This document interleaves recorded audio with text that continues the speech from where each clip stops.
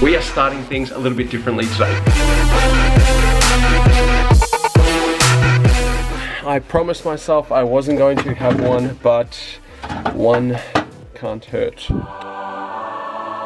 So as you guys will notice, I'm still lingering in the garage. The Supra is in the driveway, but I quickly wanted to touch upon the Hurricane because on my Instagram at Wealth and Fitness, I basically asked you guys the question as to whether or not we should do a full-blown dedicated episode on the Hurricane. And what better place to ask this question than on my YouTube channel? If you guys want to see that episode, let me know in the comments below. Basically, I'm gonna give you guys a rundown as to the pros and cons of ownership, the stigma attached to owning a supercar like this at such a young age, as well as all of the costs associated with ownership. So if you guys want to see that, let me know in the comments below. But now, let's go get these cleaning products and head on out before it is too late to go.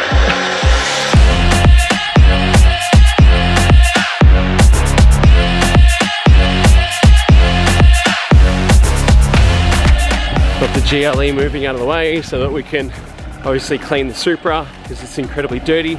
I don't park it in that shed because birds seem to get through the crack, and since we're on top of a hill, we get the brunt of the weather here and they seek shelter and refuge inside the shed, which means poop absolutely everywhere. And I learned that the hard way. So now the Supra cops all of the flack in the driveway, and as you can see, it is incredibly dirty. We need to give it a quick clean. If you guys haven't seen the previous episodes on the Supra yet, I'll do so. Basically, we went over everything that we could have gone over with the Supra, ran it down the quarter mile, saw how much power output it has, and I've basically been experiencing the platform in increments because that's the mistake that I made with my previous cars. I went from 0 to 100 really quick with all the performance modifications and didn't get to experience it for what it is.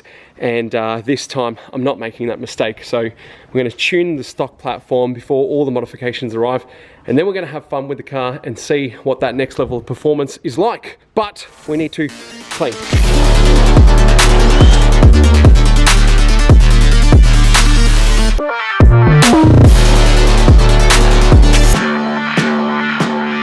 Car is finally clean. Luna, hey, it's my dog Luna. How cute is she? Anyway, not going to show me the car because obviously I'm going to start driving now. It's basically off to E-Tuners Motorsport. Let's go. Guys, quick outfit change. Obviously what I was wearing got wet and dirty and smelly, and I can't be smelling as we're tuning the car. So update on what's happening after the Supra gets tuned. I ordered some parts from Real Street Performance's Black Friday sales, but unfortunately some of those parts were on back order, and I flicked them an email asking for an update. As soon as we get an update on that order, I'll be able to update you guys on my gram and hopefully in the next few episodes on YouTube.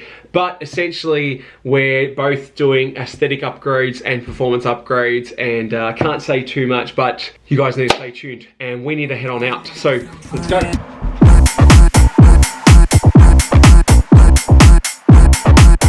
Gordy, how are you, mate? Tell me, man. This is Gordy from E-Tuners Motorsport. You guys would have seen him in the previous episode. You know that episode has got 17,000 views? I actually saw that just then. Yeah. Had a quick look. It's going really well. Everyone's loving it. So I'm dropping off the car. We're tuning the stock platform, just seeing how much more power it can make. What's involved? Removing the ECU. Yeah. Bench it. Yeah. And we'll go from there. Okay, sweet. So essentially just dropping off the car, and then I'll come over tomorrow. Right. And we'll get a final power run, get some comparisons, and then see how that translates at the drag strip. Yeah, beautiful. Potentially. Good. Yeah, we'll see how that goes. All right, sweet. I guess she's all yours now. Done, man. Guys, it is day 2 and we are walking into E-Tuners Motorsport. The car stayed here overnight so Gordy could finish the tune. We already recorded a previous episode with the Supra on this exact dyno, so the power readings are true and accurate because we have baseline power figures on this exact dyno. But rather than hold you guys back, let's go inside and find out what exactly has happened with the car. Gordy, how are you, mate? So the car is now tuned, which means the warranty is completely void. See you later. Nice. So what did you guys have to do? What was involved with this entire process? Take everyone through the step-by-step process without revealing the magic. Of course. Basically, put the car in the dyno, got a baseline figure, which is in the previous episode. We remove the ECU, which is under this cover. Once we remove the ECU, we connect this special device. Yep. We extract data out of the ECU. We made a base file for it. Once we made the base file on it, we started making a few revisions in the tune because we ran into a few little issues. Yeah, I heard. So apparently last night the guys ran into a few issues with torque limitations. So essentially the throttle was just completely shutting off as they were trying to get more power output. Correct. More power output means more torque, and more torque means this ECU was telling them, I'm out. I'm out. So basically, what did you guys have to do at that point? We had to find those torque limitations inside the ECU because there's a million maps in them. Yeah. And just retweak it? Retweak it, put it back in, test it, collect data, take it out, map it again, collect data. Wow. Essentially it took about 6 to 7 hours to get to the end. But we got there in the end. We got there in the end. What's happened is the ECU has been recalibrated to take in more air, which means more fuel's being injected, which means more combustion, and essentially more power. Is it more power? Yeah, it's more power. More power. I'm really, really excited to see how much power Toyota has left on the table. This car is in stock trim. Nothing has been done to it. So essentially, we've recalibrated the ECU to see how much power the B58 platform can make safely, and then we'll find out what that translates to in real life.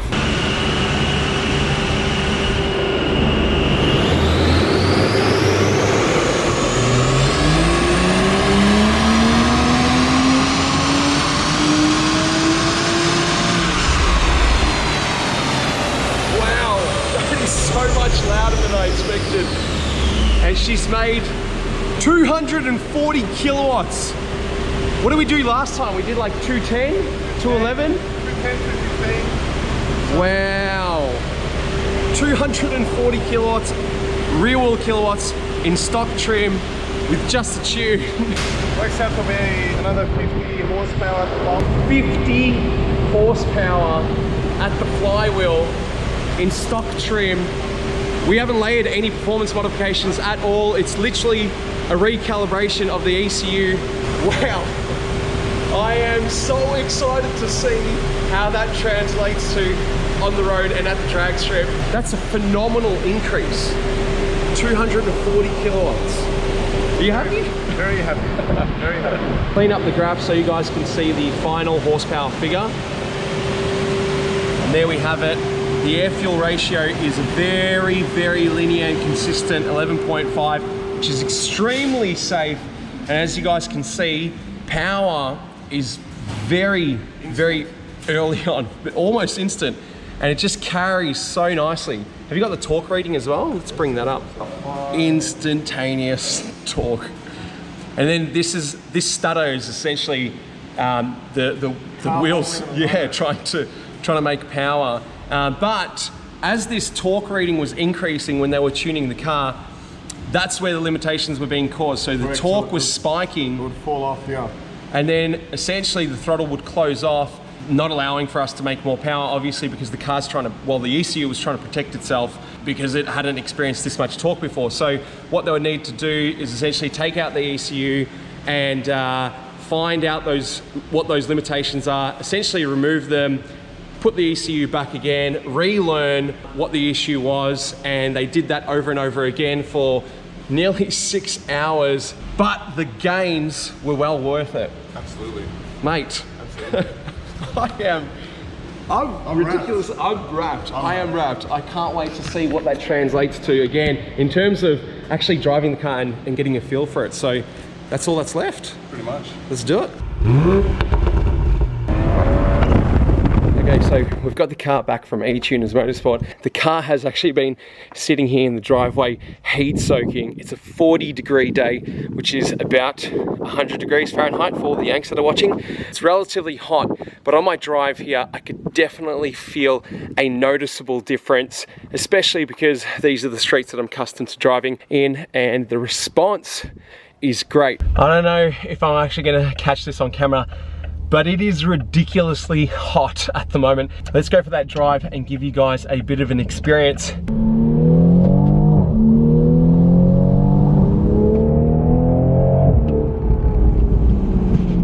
it just picks up through the rev range a lot quicker, especially during second and third gear. Just pulling in those gears, full throttle, there we go.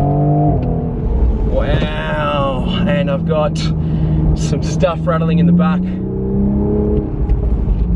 That feels so good. It is so ridiculously hot. And even during the heat, I'm finding a noticeable difference in the power delivery. Those revs just climb a lot quicker. That's so good. Gordy at eTuners Motorsport did a phenomenal job. Essentially, my verdict, every Supra needs a tune.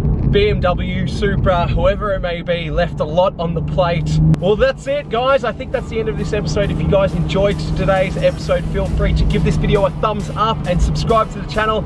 I've got sweat beating into my eyes and it's stinging at the moment. So I'm out. That's it. Hope you guys enjoyed it. And until then, stay tuned for the next episode.